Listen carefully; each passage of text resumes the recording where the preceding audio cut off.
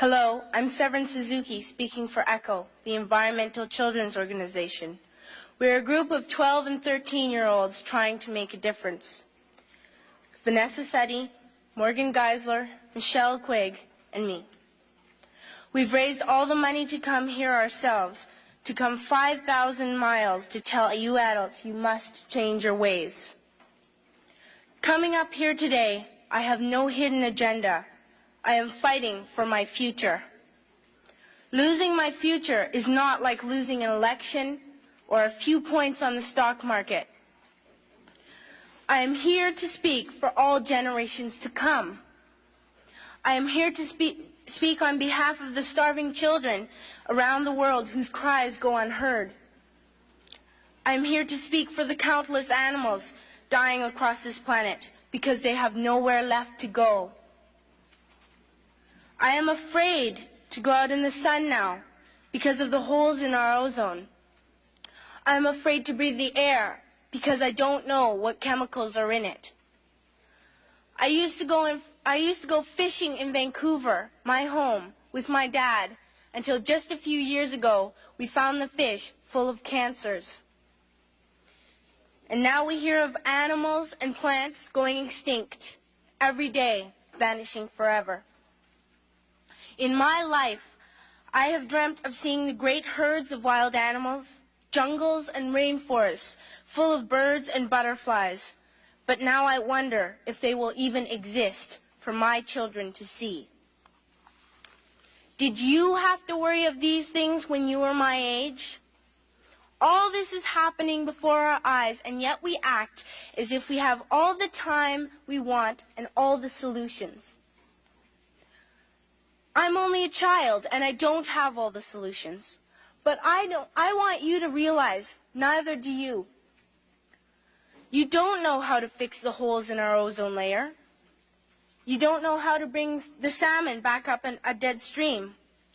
You don't know how to bring back an animal now extinct. And you can't bring back the forest that once grew where there is now a desert.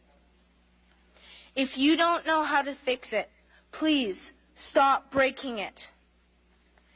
Here, you may be delegates of your government, business people, organizers, reporters, or politicians, but really, your mothers and fathers, sisters and brothers, aunts and uncles, and all of you are someone's child. I'm only a child, yet I know we are all part of a family. 5 billion strong. In fact, 30 million species strong. And borders and governments will never change that. I'm only a child, yet I know we are all in this together and should act as one single world towards one single goal. In my anger, I am not blind, and in my fear, I am not afraid of telling the world how I feel. In my country, we make so much waste. We buy and throw away, buy and throw away, buy and throw away, and yet northern countries will not share with the needy. Even when we have more than enough, we are afraid to share. We are afraid to let go of some of our wealth. In Canada, we live the privileged life, with plenty of food, water, and shelter. We have watches, bicycles, computers, and television sets. The list could go on for 2 days. 2 days ago here in Brazil, we were shocked when we spent time with some children living on the streets. This is what one child told us. I wish I was rich. And if I were, I would give all the street children food, clothes, medicines, shelter, and love and affection. If a child on the streets who has nothing is willing to share, why are we who have everything still so greedy? I can't stop thinking that these are children my own age, that it makes a tremendous difference where you are born. That I could be one of those children living in the favelas of Rio. I could be a child starving in Somalia, or a victim of war in the Middle East, or a beggar in India. I am only a child, yet I know if all the money spent on war was spent on finding environmental answers, ending poverty, and finding treaties, what a wonderful place this earth would be. At school, even in kindergarten, you teach us how to behave in the world.